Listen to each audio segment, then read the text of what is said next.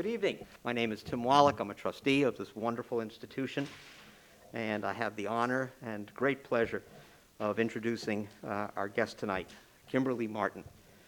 Kimberly is the Ann Whitney Olin Professor of Political Science at Barnard and a faculty member of the Graduate School of Arts and Sciences and the School of International and Public Affairs at Columbia.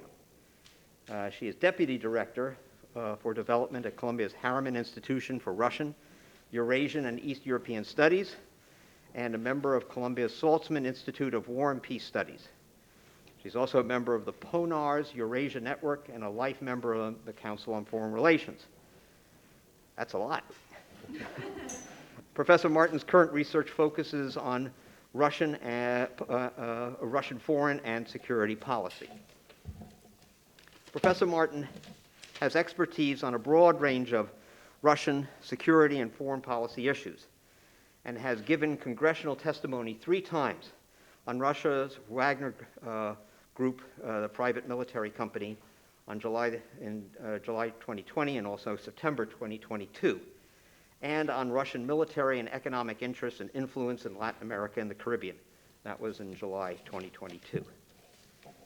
She has also analyzed the history and status of Russia's relationship with NATO and NATO enlargement for a report commissioned by the Council on Foreign Relations. Professor Marten received her A.B. in 1985 at Harvard, magna cum laude, and Ph.D. in 1991 at Stanford. I am now so pleased to ask Sarah to explain the format for this event and to have Professor Marten come up and help guide us. She is the perfect person, and this is the perfect time. Thank you.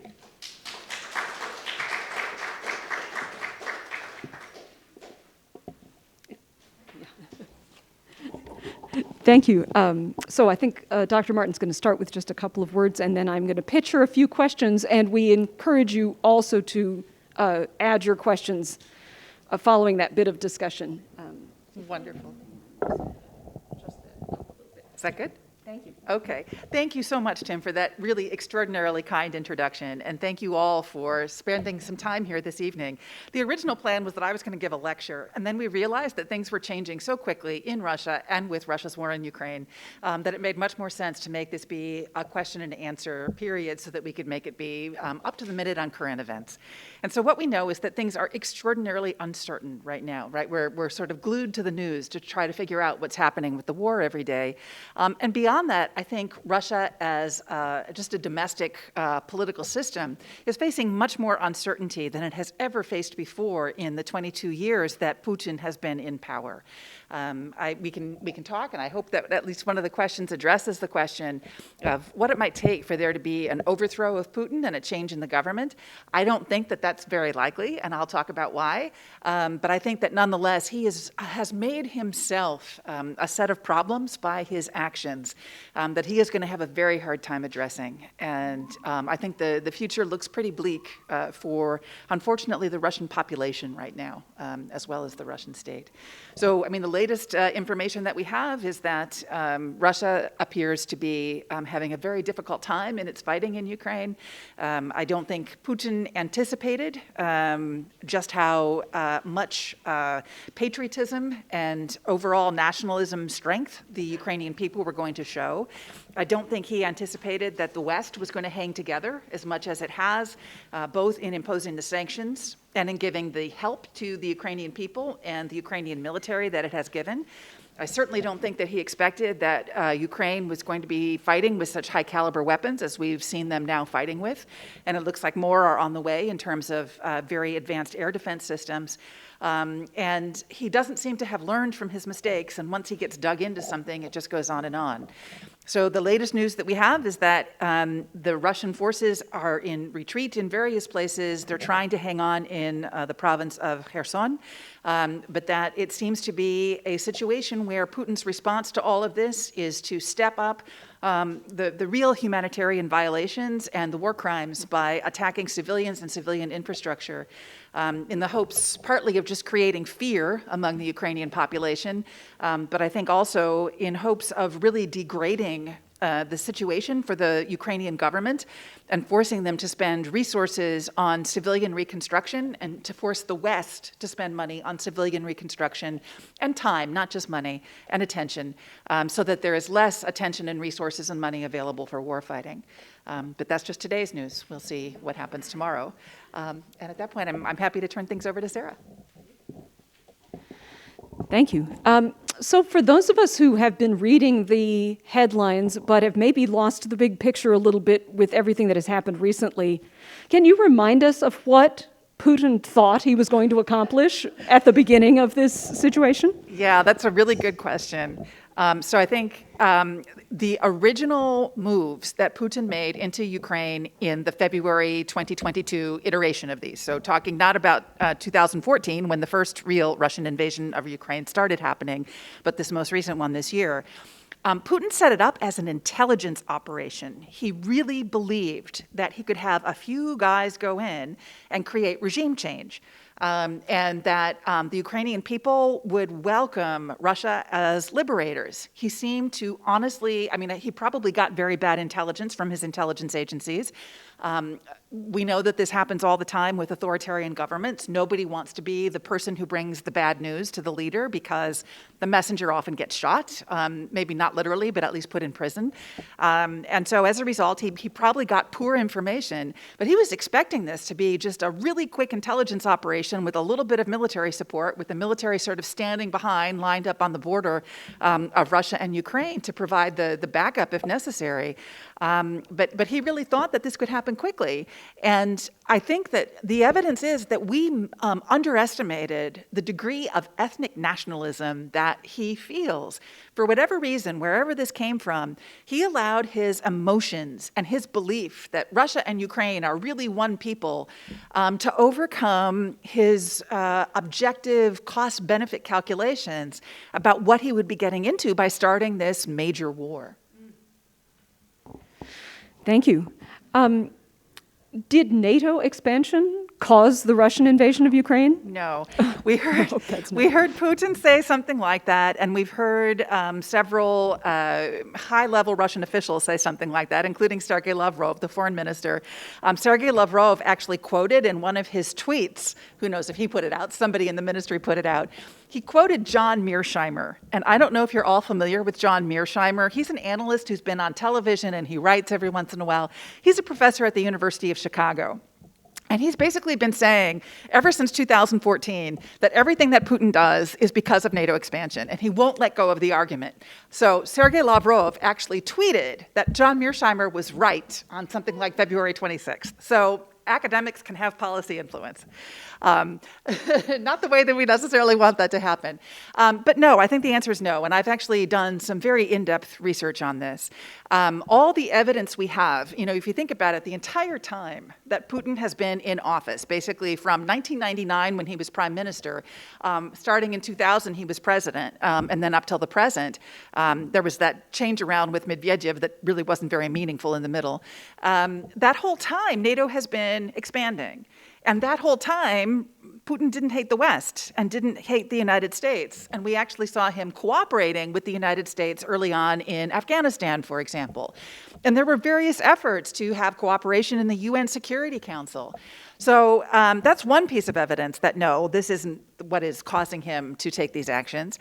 But the second piece of evidence is that every time that NATO enlargement happened, so every time there'd be a new tranche of NATO members joining, if Russia was really afraid of that and really felt threatened by that, what we would expect to see is some kind of military reaction from Russia, right? We heard all kinds of verbal reaction. We heard all kinds of rhetoric.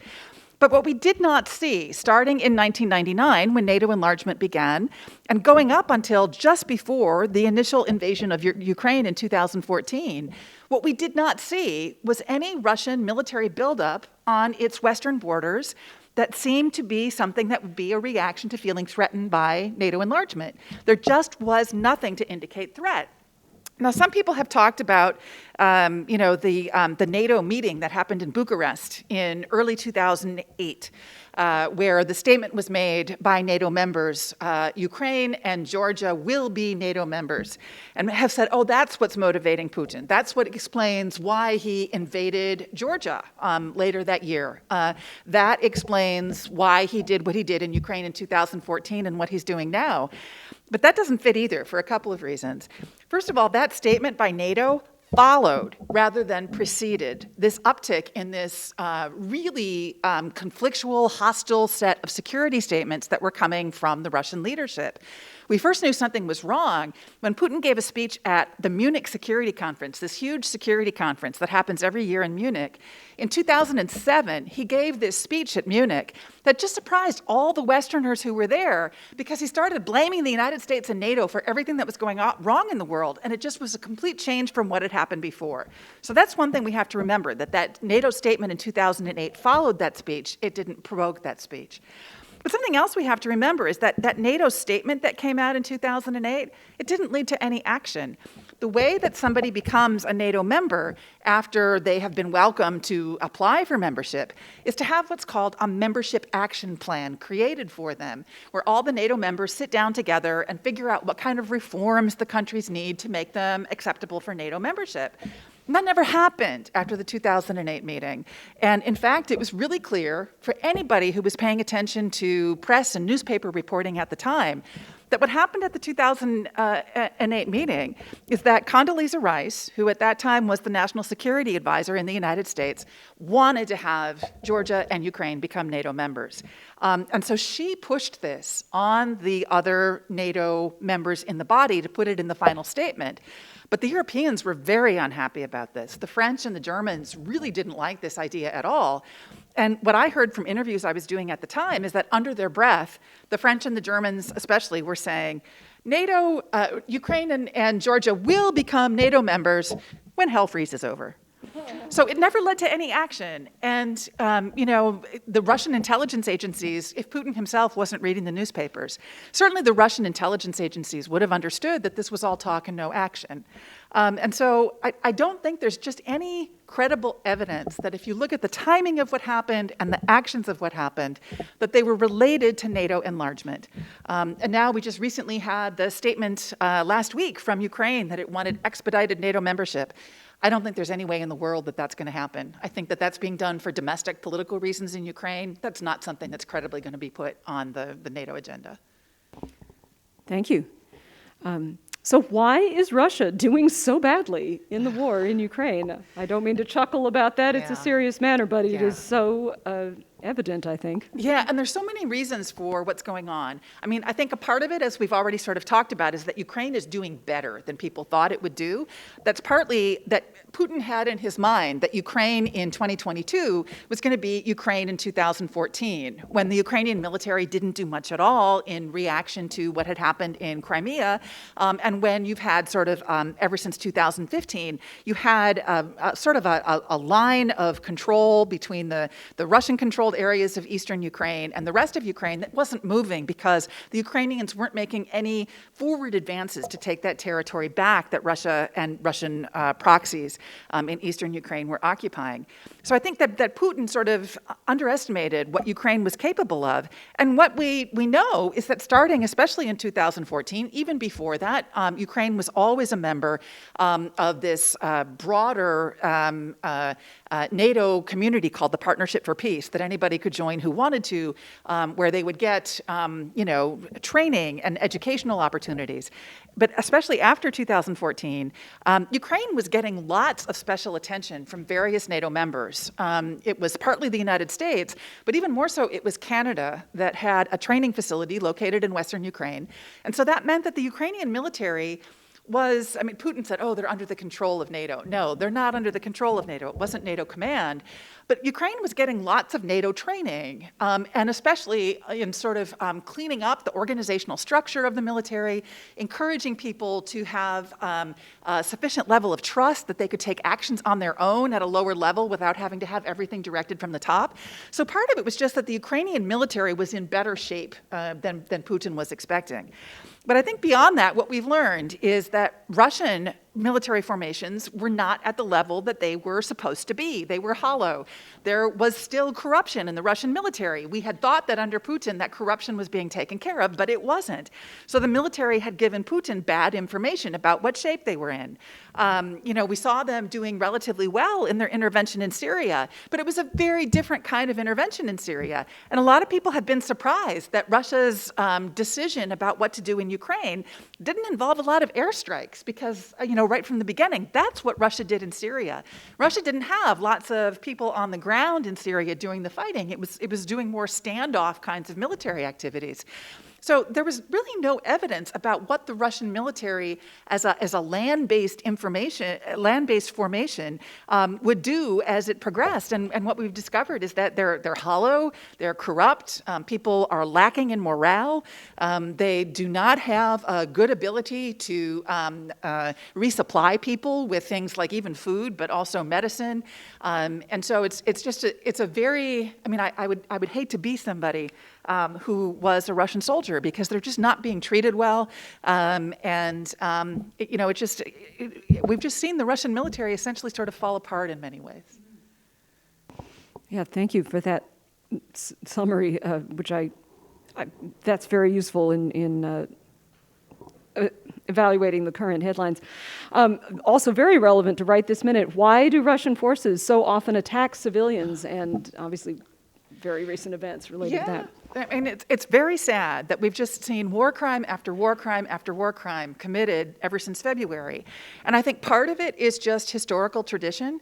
Everywhere that the Soviet Union fought, as the Soviet history went on, if we look at Afghanistan, for example, and then everywhere that the new Russian military, the post-Soviet Russian military fought, we're looking at, Chechnya, we're looking at Syria, where Russia engaged in carpet bombing. One of the ways that they got towns to turn to the side of the Syrian government in Syria was to send over airstrikes, and they'd have a huge bomb fall down on a particular village.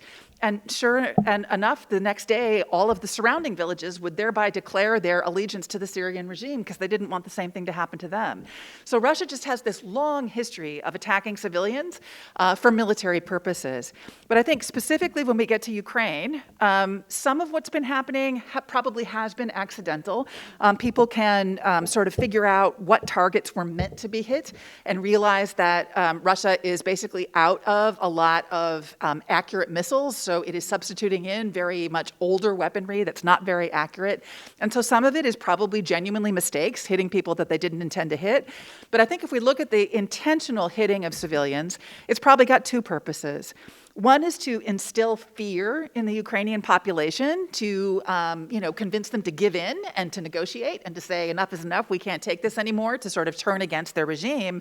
And I think another part of it is, as we talked about already, to just create mayhem and destruction on the ground so that Ukrainian government efforts and Western efforts get diverted from war fighting into taking care of civilian needs.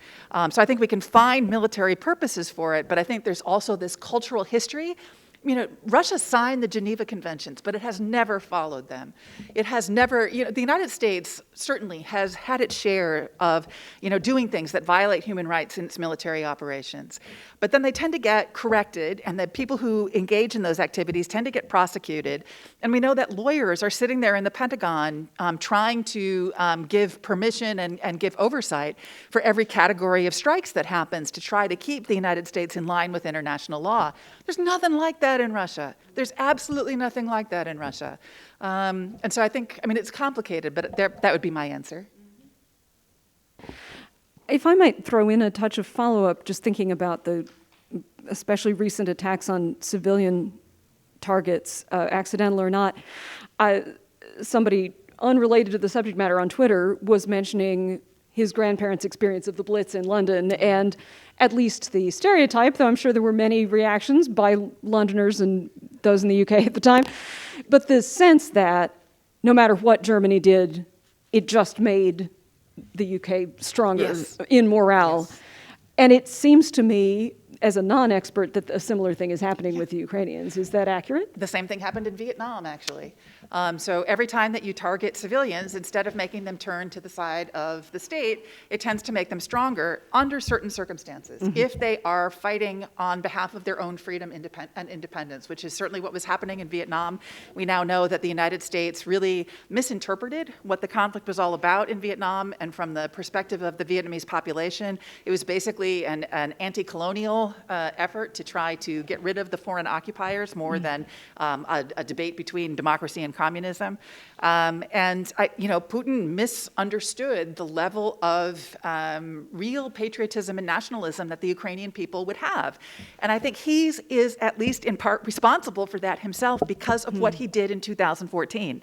I think before the Russian attack on Crimea and the Russian intervention in, creating this civil war in eastern Ukraine in 2014, 2015, I think it's true that the Ukrainian people didn't necessarily have this sense of nationalism. And I think Putin made it gel. He created this sense of people that they were being attacked from abroad, and it brought them together. So I think you just mentioned that you think it's unlikely that losses in Ukraine are going to lead to the overthrow of the Putin regime. But under what circumstances might that happen? And if he is overthrown, what do you think would come next? Right. So that's a really difficult question because the Russian regime is based on patronage. And so that means that he is who he is. He's the person at the top because he can manage all the people in various configurations around him who are competing against each other, and he can distribute resources to them, and they basically have nobody else to turn to. And it's a regime that is also supported by the intelligence services and the judiciary, which are all part of this patronage system themselves. And that means that the people who have the ability to use force in society are all behind Putin because their future depends on it. So the only way that we could imagine any kind of a successful regime change happening in Russia would be if the elites were able to come together, this very small group of people who really have power over the intelligence services, who could get the judiciary behind them, and they would have to do two things. In this system, where the intelligence agencies are constantly watching you, they would have to trust each other to come together with a plan and to agree on the timing and the method by which the unseating would happen. And they don't have any particular reason to trust each other because they all see each other as a bunch of thieves who are held together because Putin pays them off and they in turn show loyalty to him. So that's the first thing that would have to happen. And then you'd have to have this disparate group of people agree on the replacement. There would have to be somebody who could do the same thing that Putin could do for them that they would agree to. And so you can have a heck of a lot of unhappiness among the Russian elite about where things are going, but still not a desire, we were talking earlier, to go abroad. The people who are going abroad are mostly young people who are either very highly talented in technology and banking and finance, people who are artistic and intellectual in their orientation, and now more recently, as we've seen people fleeing the draft who are young. But you're not going to see people who are at the top leaving very much because they would be nothing in the West. They're not at the top because they made their money on their own. They're at the top because Putin put them there and Putin has been protecting them. And so things would have to get so bad that they believed that they were no longer having a good enough quality of life that they would risk taking this action that might very well lead to imprisonment for them if they guess wrong, so that they could all come together and agree on how to do it and what the replacement would be. Now, does it mean it's impossible? No. And just a few things to think about. First of all, how this is different from most of the Soviet period. Khrushchev, the Soviet leader in the late 1950s and early 1960s, was overthrown, not quite in a coup, but by an action where the Communist Party worked with the military to get him out of office. What was different at that time is that there was a Communist Party. There was a bureaucracy that was responsible for policymaking in the country, and a relatively small group, the Politburo, at the top, that had responsibility for making decisions and overseeing what Khrushchev was doing. So it would be a lot easier for them to get together because that was their job than it would be for anybody to do it now. But there was one successful example of a transition that happened in Soviet times, and that was after the death of Joseph Stalin. Now, he was a horrible man who used the intelligence agencies to an even worse and more extensive and more brutal effect than Putin has done so far. And yet, the post-Stalin transition was eased, and we know this from a book that was written by Sheila Fitzpatrick, who has done a great job of going through the archives about the Stalin era. There was a group of 6 or 7 people who had managed to hang together all throughout Stalin's time in office, who had managed to work out together what that post-Stalin transition was supposed to look like. And they came together as a sort of a club to manage things. And when one of them, Beria, stepped out of line and tried to have a coup that would benefit himself, the others were able to come together and sort of push him off to the side and make sure that that didn't go forward. So we could imagine that perhaps, because Putin has been in power so long, for 22 years, maybe there's some small group of people around him who have been thinking for a very long time about what a post-Putin era looks like, and maybe have some sort of informal plan of what they would do. And I think that is the only hope of having a transition that would be at all managed.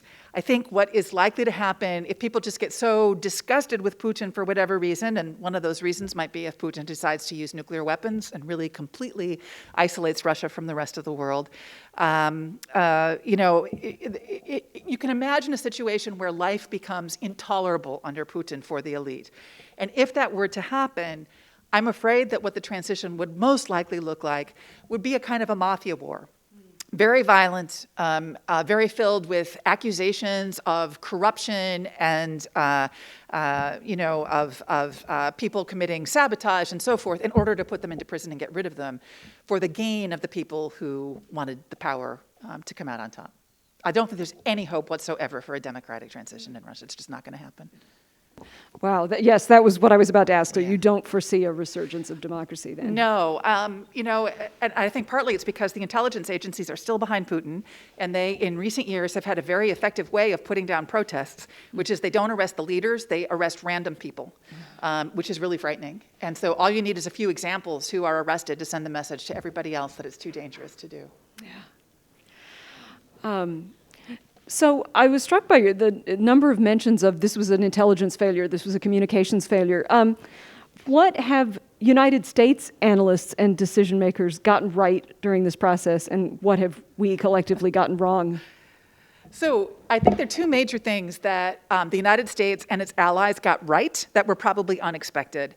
The first was correctly interpreting what that buildup of Russian military forces on the border meant. And I have to admit, I didn't fully expect that Putin was actually going to do this full-out invasion of Ukraine, because it seemed so nonsensical. It seemed to be so dangerous and so harmful to Russian interests that I didn't believe he was going to do it. But they believed it. And they told their allies that he was going to do it. They tried to tell the Ukrainians that he was going to do it. The Ukrainians didn't believe them either. But they got that part right. And that leads to a second thing that happened that has been done right, and that is holding the alliance together. And what we've seen under this administration, whatever you think about its overall policies, has been a fantastic ability to negotiate with allies and hold people together and bring them together in a way that I don't think anybody anticipated. Everybody thought, when Russia starts putting the pressure on energy sources, Europe is going to fall apart. There's no way that they're going to stick together. And what do we see instead? We see European sanctions against Russia getting stronger. And obviously, this didn't all happen at the last minute. It wasn't just something that was decided at the spur of the moment. So this was something that when the intelligence agencies in the United States and elsewhere started realizing that a Russian invasion of Ukraine was likely, they started the diplomatic outreach efforts. And so I think if you put those 2 things together, those are the most important things that we got right. And are the sanctions working? That's a tough question, and the question really comes down to the question of what does working mean? What does successful sanctions look like? So obviously, if your intention in putting together the sanctions was to stop a Russian invasion of Ukraine, no, they are not working. But I don't think that that's what anybody ever intended with the sanctions. I think the sanctions are serving 3 important purposes. One important purpose is that it has really made clear to Russia that most of the world is against it. And people for a while were afraid of what China was going to do. They thought that maybe China would be the back door that allowed Russia to evade sanctions. And instead, what we've seen this time around is exactly what we saw in 2014, which is that China is so much more dependent on the United States and Canada and Europe for its trade and investment than it is on Russia, that it's going to stick with the West rather than stick with Russia because that's where its own interests lie. And so what we've seen is that no matter if China says whatever it says about not liking the sanctions, and it won't come out and be, anti-Russian in its statements, in its actions, China is actually following the sanctions guidelines because it doesn't want to be hit by secondary sanctions that are coming from the U.S. Treasury Department. And so, what we've seen is everybody holding together, and now it was the question of what sanctions were supposed to do. So it's partly to demonstrate that Russia is isolated. I think another thing that it is doing, it took a while, and I think the people who came up with them were not expecting them to work right away. It's having a really negative impact on the Russian economy for the kinds of reasons that a lot of us don't normally think about. It's machine tools, it's spare parts, it's those kinds of things that are there in the background working all the time that you as the consumer don't necessarily see, but that are really making the economy run. It's transportation, it's insurance for transportation, it's investment vehicles. And so all of those things, they weren't going to work immediately. It took a few months, but now they really are working and really slowing down the Russian economy. And then I think the third purpose was to try to ensure that Russia would have difficulty creating new materiel, creating new weapons and new ammunition and new military equipment that it could use in Ukraine. So it was an effort to slow down the Russian war effort by making it more difficult for them to fight. And I think a final implication of the sanctions, which may not have been their intention, although people who pay attention to these things would have seen it, is that Russian innovation has been really badly hurt because investment in Russia, investment in new technologies in Russia, very much depended on access to Western counterparts and Western colleagues, and all of that has evaporated. Even people who aren't directly under the sanctions regime have chosen to pull out of Russia so that they are not affected by any future sanctions that might happen. So it's just been a very good business decision, basically, to leave Russia. And as a result, I think a lot of people believe that many of the sectors of the Russian economy that people saw as leaders at a global level, the oil sector, the natural gas sector, for example, are being very badly harmed because they're not going to be able to compete with their global counterparts because there's no investment and no innovation going into what happens in the future. And I don't think that was necessarily itself the intention of the sanctions, to destroy Russia in the future. But the intention may have been that people who were watching this could recognize that this was happening and try to get Putin to change his ways. That is very impressive. Thank you. So beyond Ukraine, what is Russia doing in the rest of the world? There was mention of I'm sorry if it's Wagner or something else, Wagner Group. Yeah. What is it doing in Africa right now? Oh, so that's so complicated. Wagner's also been in Ukraine, but the place that's had the biggest impact is in Africa, especially in 3 countries in Africa, maybe 4 countries in Africa. It started out, so the Wagner Group is not a private military company, and it's not a mercenary group, no matter what you've read about it in the paper. The Wagner Group is a contracting mechanism for the Russian Ministry of Defense to get people who are very loyal to Russia to go out and serve for money on projects that Russia wants them to do. So it's sort of like a mercenary group, except they only work for Russia. So it's not really, a global mercenary group. And they really started being used in eastern Ukraine in 2014 and 2015. Then they were used in Syria. And then something really happened in 2016 where we had this private actor who is very close to Putin. And keep in mind that in Russia, the distinction between public and private doesn't matter because the state is leaking money to Putin and all of his cronies. So this sort of minor crony of Putin named Yevgeny Prigozhin, who had been imprisoned in Soviet times for organized criminal activity, suddenly came to the forefront as a military contractor in Russia, and he was put in charge of doing the contracting for the Wagner Group. So at that point, it started changing, and it started changing in Africa. And we first saw it in Sudan, where it was giving advice to the military government that was in place at that time about how to put down civilian protesters, at the same time that it began having contracts for mining gold from Sudan. And the evidence that we have is that they are still there on the ground. The New York Times did a wonderful report on that earlier this summer. What they do is they take the gold out of Sudan, they melt it down in Dubai and fake its origin, and then are using that as a way of getting resources. So Sudan was the first one. Then they went into the Central African Republic. And this was so weird. Nobody could figure out why they had targeted the Central African Republic. It's this area that is impoverished. It's in the middle of the continent. It doesn't have any reason why you'd put an air base there, or it doesn't have access to the water for a naval base. Why would Russia be interested in the Central African Republic? Well, some people said it was the diamonds. Well, the diamonds in the Central African Republic are artisanally mined. That means that people sit there and sift the soil by hand. And there's no way that Russia's going to come in and get much profit from that. Russia has huge industrial diamond mines of its own. It's got huge investments in industrial diamond mines in Angola. It doesn't need these piddly little diamonds that are coming out of the Central African Republic. So that probably wasn't really what was motivating it. But then we saw what Russia has done elsewhere. And I think that the Central African Republic was a test case for a Russian model of how it could get influence other places, namely that it could make itself an actor who was absolutely necessary for the resolution of problems, because the Central African Republic has long been in this sort of complicated civil war situation.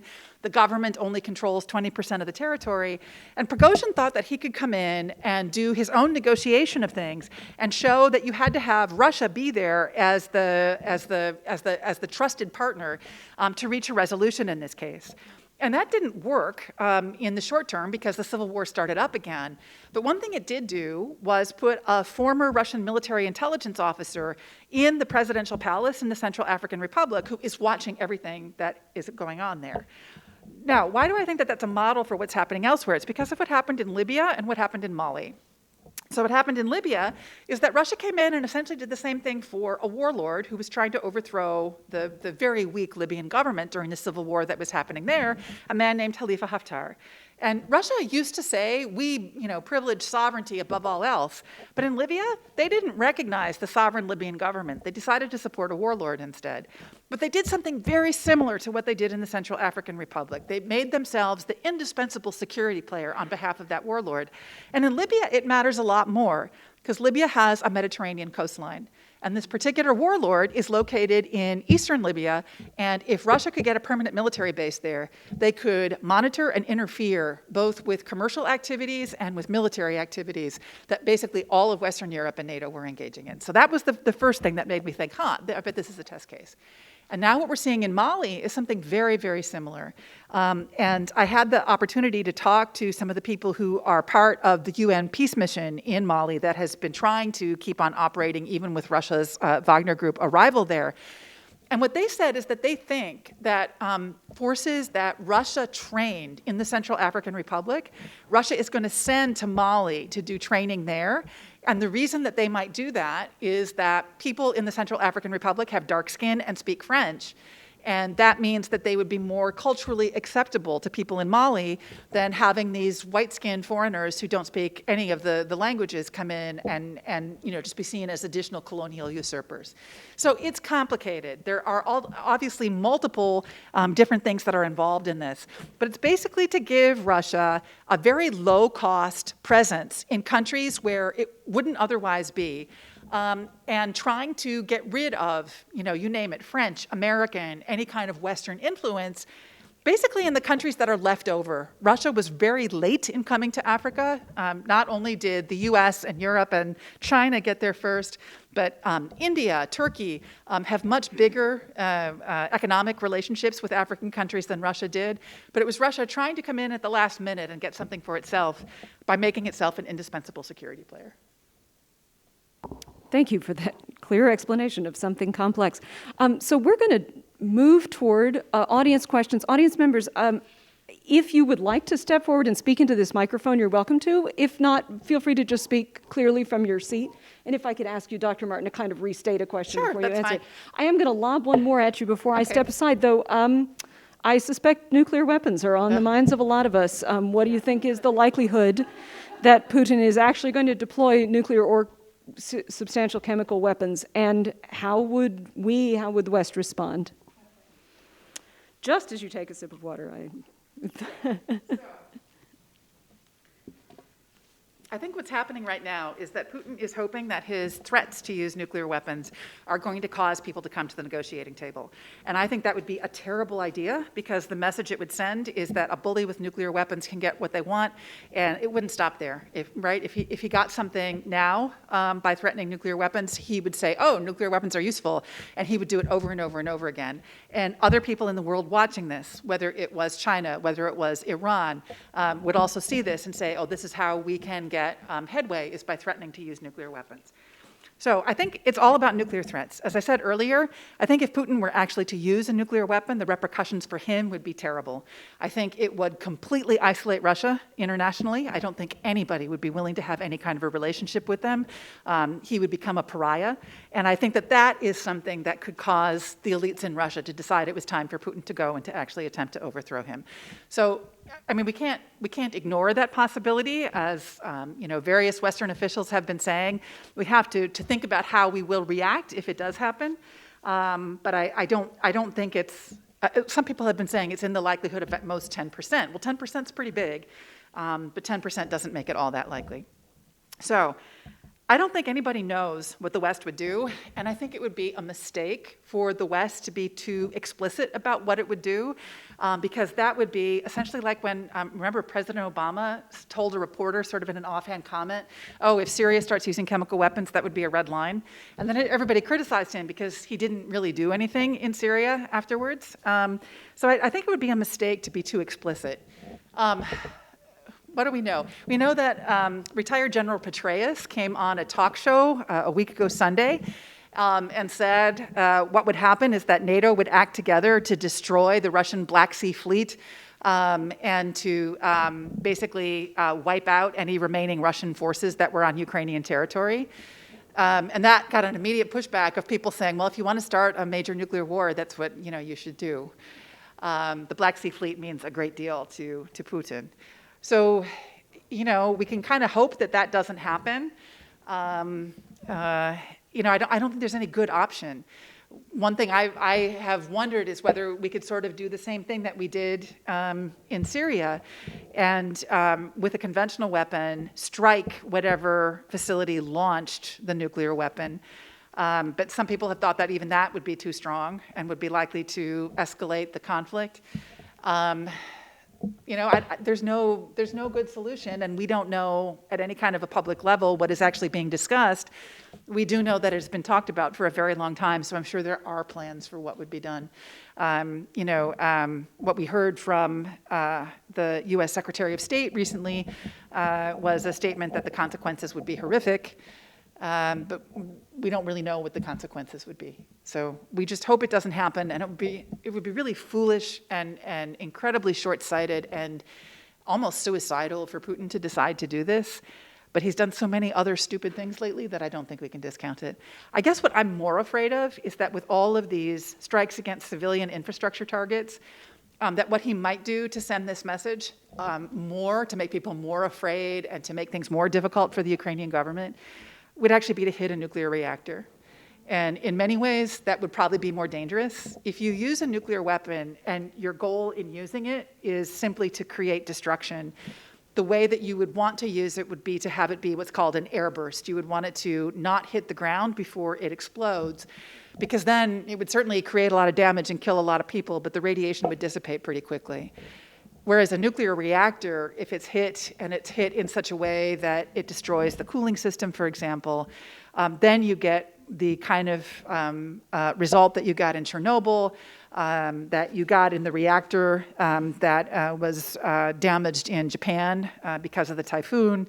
Then you get radiation that lasts around in the atmosphere for quite some time and makes an area uninhabitable.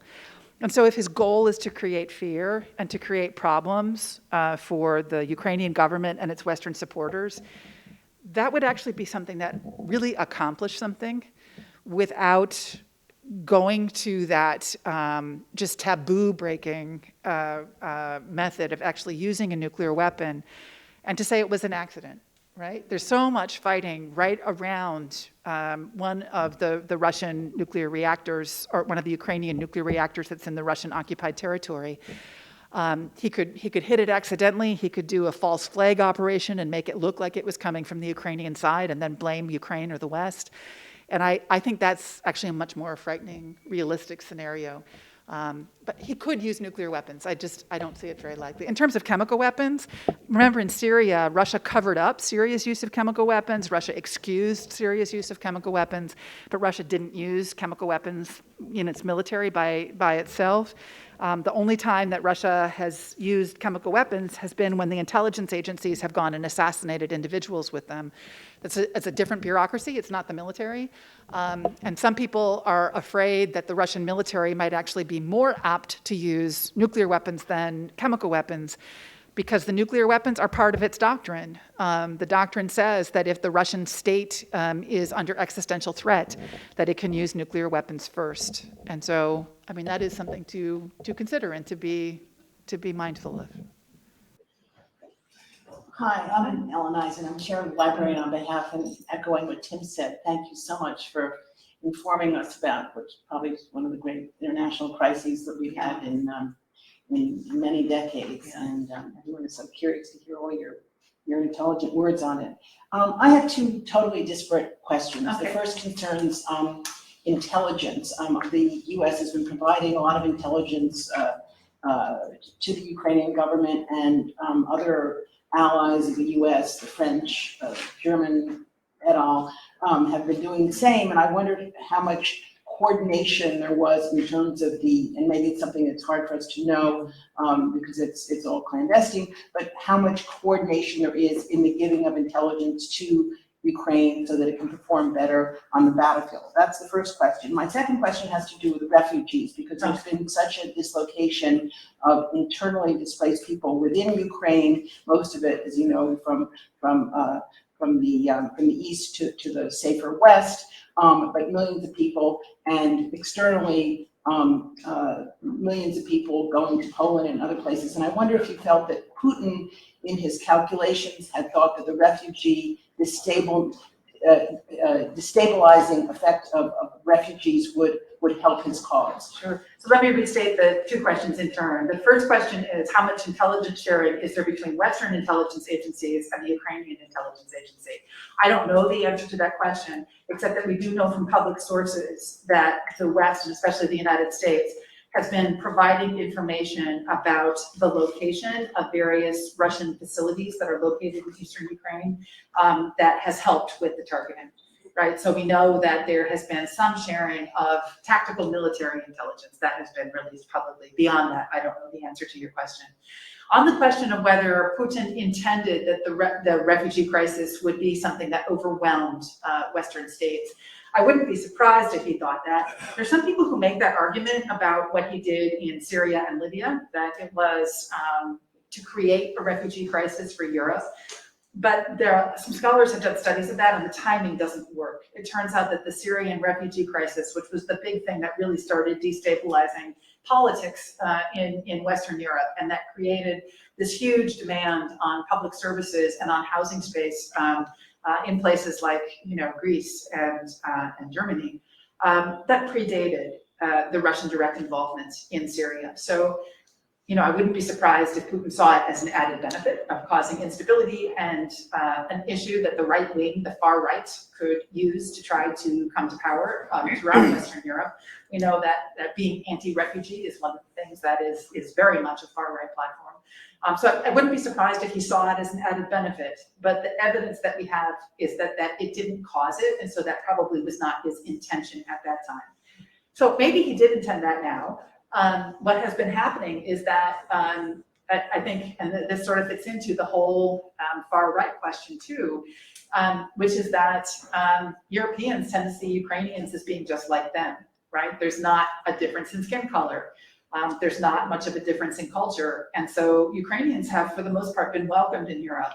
And what we saw that was really kind of sad when the refugee crisis began is that there were people from other countries from the global south who were studying in Ukraine, who tried to leave with the refugees who were leaving. And they actually face problems at the border. So we saw a lot of ethnic prejudice happening for people who were not Ukrainian refugees, but who were refugees who were coming from Ukraine, who were actually from the global south. So again, if Putin thought that the refugees were going to destabilize things, he miscalculated. I think what instead we've seen is just an incredible outpouring of support in many Western countries to give assistance to refugees. All kinds of aid organizations sprang up and came into being to help them. So I think that actually helped turn Western opinion, further against Russia and more in solidity. But who knows what Putin was actually thinking. Thank you so much. Sure. Should I call over? Yes. Okay, I saw your hand first. Thank you. I'm looking at the map. Okay. It looks like about, 75% or so of the map is white. I thought, without studying a map, that the Russians had moved further into the territory than would be indicated. Were they at one time further into the white? And then got Yeah, pushed so back? this came from 2 days ago. So this is after the Russian retreat happened. So for a while, for maybe a period of weeks, Russia was in control of Kharkiv, which is this city up in the northeastern region. It had a lot of influence in surrounding areas there. It was bombing Kharkiv on a regular basis. It certainly had a presence in Zaporizhia. That is the place where the nuclear reactor is located. And so it's been very recent that it's been pushed back from those places. So yes, you're absolutely right that this doesn't show that all of the territory that Russia was occupying earlier in 2022.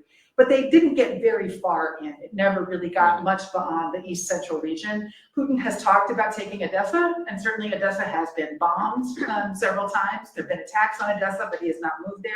I think for a while, Russia managed to seize Mykolaiv, but they didn't last very long there. So they certainly, this area was a little bit more, it would have been not so much under Ukrainian control if we had been looking at a similar map in say, July. But the Russians never threatened Kiev, for example. Well, they're bombing Kiev now. They've been bombing Kiev the last couple of days No, and creating a lot of understand that, destruction. but the troop movement never threatened. They tried very hard. That was what happened early on when they tried to send. So first what happened was this intelligence operation. And then when that didn't work, their next effort was to send Russian forces into Kiev and to try to take it militarily. And that just left them easy to pick off by the Ukrainians because they were in these long lines that couldn't move very well. And so, yes, you're right. They did come very close to Kiev. They also came down from Belarus. So, yes, you're absolutely right. There were more pieces that were temporarily had a lot of fighting in them. Well, so look, I'm sorry, I'm just dominating this, but if you just look at this map, I don't want to say it doesn't look bad, but it looks like, significantly most of the country is really not under Russian control at the moment. Yeah, and if you were Ukrainian, you might say, well, No, it's only New Hampshire and Vermont that are under. I'm saying if you listen to the news, you sort of get the impression that the Russians have taken over all of you. I think that was true, and it appeared that Russia was going to have more success earlier on in 2022. I don't think that has been the message that's been coming out in just the last couple of weeks when there's been this Ukrainian turnaround, which, there's been a lot of evidence that the reason that Ukraine was able to turn it around was because of the supply of American weapons called HIMARS, these mobile, very accurate artillery systems that you can take on trucks, and then you can target very well on Russian installations, and that's what's, at least in part, responsible for the retreat. Thank you. Yeah, but it's still, it's very dangerous because of the bombing, and I think that the bombing, the missile strikes that are sort of done in frustration because Russia can't do much else, those are likely to continue until Russia runs out of weapons, unfortunately. So, yes. Yes, I was reading an article a few days ago stating Putin's comment to the Kremlin, saying that they are not winning, so they are failing in their whatever goals to take over a part of the country. And the article was saying that this is the first time that Russia admitted its failure. So I'm wondering if that happened because of the internal discontent or what else? That's a really good question. There certainly has been an uptick in internal discontent, and there is one social media source that has been allowed to continue to operate relatively freely in Russia. It's Telegram. And there are hardline figures from the military and intelligence community that have been critical of military performance by Russia on Telegram. What I see has been happening in the last couple of weeks is that the blame is being put on the Russian military, right? So there's been replacement of Russian generals. There's just a replacement of the person in charge of the entire operation. He was responsible for some of the bad things that happened. He used to be in charge of what was happening in the South, right? And now he's responsible for the entire operation. And he's somebody who's known for his brutality and for targeting civilians. And so that's not a good sign. But I think you're right, that there has been a level of discontent that can be talked about in some forums. It has not been discontent with Putin's leadership that gets to be publicly talked about. It is not discontent with Putin's decision for invading Ukraine. Instead, it has been that the military isn't performing adequately, and so military heads must roll. And so I think it's sort of it's almost like like if you think about a steam engine, it's an escape engine for the steam to rise up, and for the Putin regime to sort of say, we're responding to this popular discontent by having changeovers in military operations. But yeah, blaming, blaming the military system is the easiest way for Putin to get out of. Yep, exactly. Because nobody's going to be blaming him. Yeah, and it also benefits the intelligence agencies because they were the ones who gave him bad intelligence that started the war. They were the ones who started trying to do this intelligence operation that was then supported by the military. And so it is very convenient for them if all the blame goes on the military and not on the intelligence agencies. So I think you're right. Yes.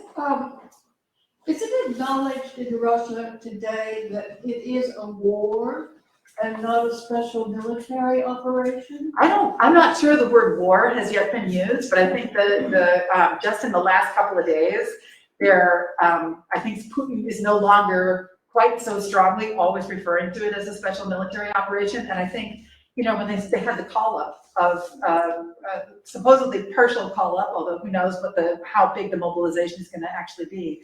When they have the partial mobilization is when they could no longer call it just a special military operation because you don't need mobilization if you're just doing a special military operation. So I haven't actually been following what language Putin has been using, but I think that has been changing in the last couple of weeks because of this, the way that it could be portrayed. Yes? It seems like Vladimir Putin's greatest strength, aside from the advantages of the patron system that you put forth, is that he's like an agent of chaos. And given the fact that the prior administration was not very NATO-centric, why do you think he didn't consider invading Ukraine during that administration as opposed to this one, which was much more?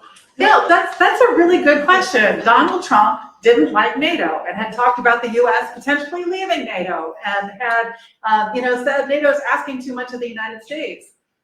That's a really good question. I think if Putin had invaded Ukraine during the time that Donald Trump was in office, you would not have seen this unified Western response to what was happening. So who knows what Putin was thinking? Maybe he thought he wasn't ready yet. Who knows? I don't have a good answer to your question, but I think a lot of people have wondered that. I mean, that's that. And the thing that made this especially short-sighted from Putin's standpoint is that in the Obama administration, Biden had responsibility for Ukraine. Biden cared about Ukraine more than anybody else who was a leading politician cared about Ukraine because of his personal experience there. So why in the world do you egg on the United States when you've got somebody who's been focused on Ukraine in the presidency? I don't know. And I think you've done a great job of identifying something that really was a very short-sighted, sort of not rational way of thinking about things for Putin. Yes. I was going to ask that question, but that's Okay. done very well. I was curious because it does seem as if there has been, there always is, but increasingly so, a rash of poisonings, falling down flights of stairs, Falling out of windows. falling out of windows, families being, killed, and is that Putin putting down people that might disagree with him, that might be a threat to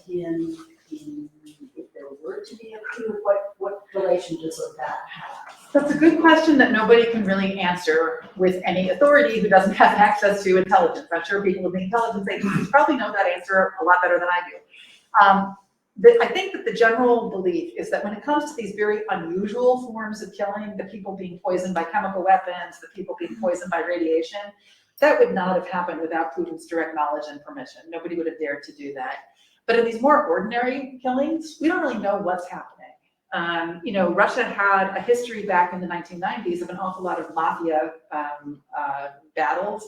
And what happened is that the mafia sort of got absorbed into the security agencies. It's not like the mafia went away. It just sort of came under security agency control in Russia. So it's possible that these people are being knocked off because they threaten to reveal information about finances. We don't really know what that kind of a thing could be. It's also possible that they got knocked off because maybe they were planning some sort of a coup against Putin and they got found out and that was the end of them. They were not very high level figures though. We're talking about people who were high in economic terms, who had management positions in Gazprom, for example, but they were not people who would have had direct access to Putin's inner circle very easily. So probably, the guess is it's probably not quite that. Because so many of them were from Gazprom, which is the big natural gas company in Russia, has a monopoly over domestic pipelines. It has a very significant ownership of the natural gas that's exported from Russia. Is it that they objected to Putin's actions because they understood it would hurt their profits? It's possible, but then the question is, why do you have to kill them? You could fire them and you could put them in prison and you could find ways of accusing them of corruption. You wouldn't have to knock them off. So it's a mystery, but I think you're right that something has been happening that is unusual, that is a pattern that needs to be explained, but I don't think anybody has a good explanation. Yes? To your very good question, I just have 2 parts here. I'm just thinking, does Nord Stream 2 fit into this in any way? That Putin thought, well, with Nord Stream 2, then Europe will be that much more dependent and will not fight against. And then why was Trump against Nord Stream 2? Or seemingly, telling Merkel, why are you buying Russian oil, Russian gas? Why didn't you buy U.S. gas? So I think there's probably something else involved there. I'm not an expert on Trump, so I can't really talk about what Trump's motivations would have been. But remember, Trump was trying to sell fracked LNG, liquid natural gas, to Europe from the United States. And so partly that may have been Trump's thinking about market share and that he wanted to benefit U.S. natural gas producers. But I honestly don't know. I haven't looked into that question about Trump. But I think you're absolutely right that, not only Putin, but I think the entire world has been surprised that Europe hasn't caved once the natural gas exports got significantly cut off. There's still little dribbles of Russian gas getting into Europe, but basically they've had to find alternative sources. They've had to find sources from Norway. That's been a big one. It's possible that they'll get some from Turkey, although they're very concerned that Turkey seems to be importing Russian gas and then reselling it to Europe. And so they would have to find an alternative way of getting around that. There have been LNG imports from the United States, certainly, but also from places like Qatar. And I think people have been surprised that this has not been an issue that has undercut European support for sanctions against Putin. Not only Putin, everybody has been amazed at the way that sanctions are holding together. But certainly Putin thought he could play the energy weapon. One thing I wondering if you address, you mentioned in terms of getting rid of Putin, and you mentioned at the top, and it can only come at the top. What about a mutiny at the front lines, like the First World War? Especially with these recruits going out who don't want to go, they're drafted, they're going to be ill-equipped, they're going to be ill, they're not going to be trained. Is there a possibility that suddenly they say, no, we're not going to fight? And you got a little bit of that people suddenly abandon their positions, tanks and all. Right, but we certainly, at a small scale, that's been happening. To have a large-scale mutiny, you have to have somebody organizing it. So who would be organizing it? In the First World War, you had communist agitators going out there. You have to have agitators whose purpose was to undercut Russia's actions and to overthrow Putin. And I don't think we've seen those people yet. The criticism that we've seen that has any level of political influence, I think, has been more on making the war stronger and more brutal rather than on withdrawing. But maybe there's some underground actor that we don't know about that would be coordinating that, but I don't think we've seen that yet. But I think it would take coordination. And by the way, there's evidence from political scientists, including a really prominent scholar named Erica Chenoweth, who's at Harvard, that the way that revolutions succeed, if a popular revolution is going to overthrow a government and actually stay in power, is that they have a shadow government in power that's all ready to go, where they actually have in-depth knowledge about how the bureaucracies work and are just ready to step in and take it all over. That's basically what you had in Poland in the early 1980s, when you had the Polish, essentially a solidarity revolution against Soviet control. It was supported by the Catholic Church. And so in that case, the Catholic Church was the force for agitation that was bringing people together. Again, we haven't seen that being in Russia. And that may have been one of the reasons they put Navalny in prison. It's because Navalny was starting to develop a nationwide network of people who were really coming together all on his behalf. And Russia might have been afraid that that was sort of the shadow government in the making. Yes. I have a question about Belarus. How critical is it for Putin to have Belarus with him? And if it is, do you know anything about whether we, the West, are trying to support that other government? Which I think yesterday that leader in exile said, hey, we're willing to be here and work with the West and work with Ukraine. I don't know the answer to your question about what the West is doing. I think that Belarus is not critical for the Russian, if the Russian goal is to invade Ukraine for offensive activities. Belarus is a big help, but I don't think it's critical. I think where Belarus would be critical to Russia is if you could imagine a direct military conflict between Russia and NATO. Because, let's see, is it here on this map? It's not really here on this map. But in order to defend the Baltic countries who are members of NATO, Latvia, Lithuania, and Estonia, NATO would have to be able to go either by land from Poland or by sea from the North Sea. The problem is that Belarus is in the way, and there's this little tiny piece of land called the Suwalki Gap that somehow NATO would have to get by with Belarus on one side and with this exclave, this part of Russia that's not connected to the west of Russia called Kaliningrad, that's very heavily militarized on the other side. So it would be a choke point. And it wouldn't be that NATO couldn't do it, it would just be that NATO had very high casualties. And so there might not be the political will to do it. So I can imagine a situation where Belarus would be absolutely critical to Russia, and it's if the conflict were to escalate so that you had direct NATO participation in it, then Belarus really becomes a very key player. But I honestly don't know about Western policy towards Belarus right now. I have a question from the live stream. So the question from someone in the live stream, thank you, is it the best policy for the West to continue to give ever more superior weapons to Ukraine? Do you think that's likely to actually lead to a cessation of hostilities? What could bring us to peace in this situation? So that's a really, important question, is what would the peace solution look like? And unfortunately, my own belief is that there is nothing that Putin will accept except victory, however he defines it. And, my view is that the United States has done a good job of not becoming a direct participant in this conflict, that what we have seen ourselves doing is giving support to Ukraine for what Ukraine wishes to do. And, I've spent some time in Ukraine. I have Ukrainian colleagues. My real belief is that there are a significant number of people in Ukraine who have been struggling for many years to build a democracy that defends human rights and that supports liberal values. And that when that is happening, and when you have this really ugly authoritarian regime that invaded without any provocation for no justifiable reason for whatsoever, there's some things worth fighting for. And so I think what we should be thinking of doing is continuing to support Ukraine in some fashion or another, as long as Ukraine wants to keep on fighting, and that it should be up to Ukraine if they decide that it's time for peace negotiations to happen. That having been said, there is this real difficulty in the question of how we should be supporting Ukraine and in what weapons we should be giving them. And the United States and its NATO allies have been very careful so far, even when they're giving advanced weapons, to make them relatively short-range weapons that could not be used to hit Russian territory. And what we just heard about in the news today, what Biden is talking about, what Zelensky is asking for, is sophisticated air defense systems. And again, sophisticated air defense systems make sense if Russia has started this campaign of trying to hit cities and population centers and civilian infrastructure with airstrikes, then it makes sense to have air defense systems. So I think, the question of what the US should do depends on what Russia does next.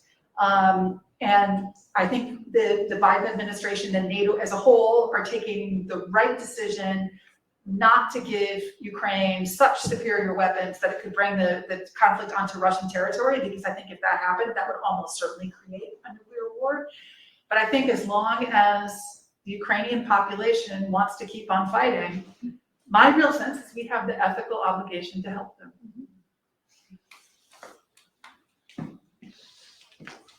Dr. Marten, thank you so much for Thank you for great questions.